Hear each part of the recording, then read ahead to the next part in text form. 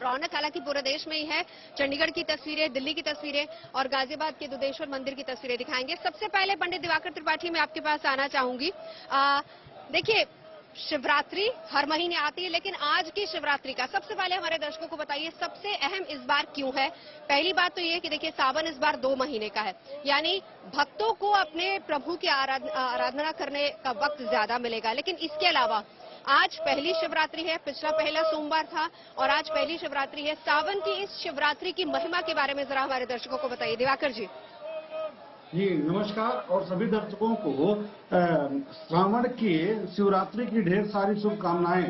साथ ही साथ आज शनि प्रदोष व्रत भी है।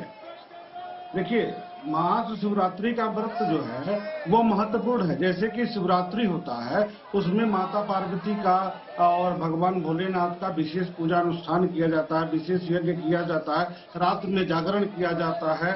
उसी तरीके से महाशिवरात्रि व्रत में भी रात्र जागरण का विशेष रूप से विधान है। माता पार्वती सहित भगवान शिव की उपासना करने का विशेष विधान है। लेकिन जब श्रावण महीने की शिवरात्रि आएगी, महाशिवरात्रि आएगी है, साथ ही साथ आज शनि प्रदोष व्रत भी है। तो वृद्धि के लिए, संतान सुख में वृद्धि के लिए, वैभव सुख संपन्नता के लिए शनि प्रदोष व्रत अपने आप में महत्वपूर्ण है।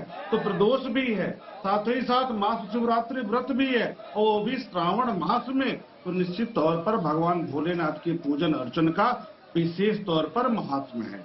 इस दिन पूरे श्रद्धा भाव के साथ रात्र जागरण करते हुए भगवान भोलेनाथ के नाम का स्मरण करना चाहिए। मंत्रों का जप करने से, शनि देव की उपासना करने से विशेष लाभ की प्राप्ति होती है।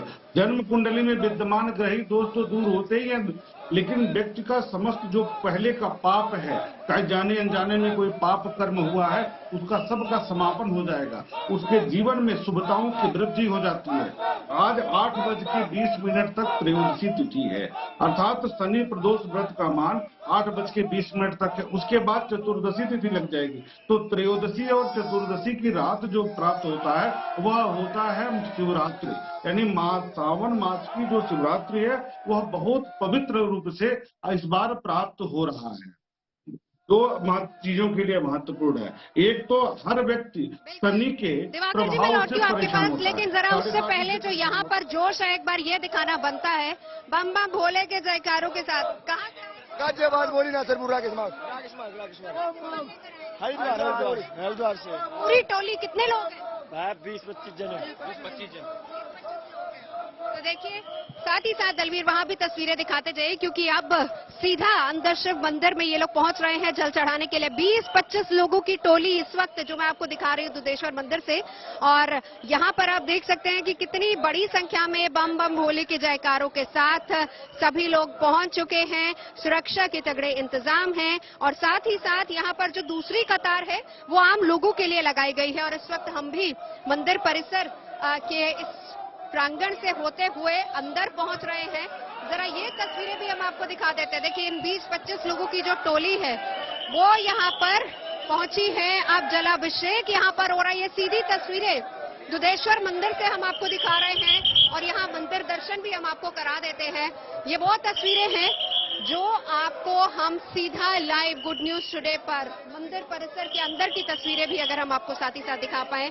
कोई गंगोत्री से जल लेकर आया है, तो कोई हरिद्वार से जल लेकर आया है। जल लाकर यहाँ पर अपने आराध्य को प्रसन्न करने के लिए यहाँ पर जलाभिषेक किया जा रहा है। ये मंदिर के अंदर की तस्वीरें और सीधे दर्शन हम आपको करा रहे हैं।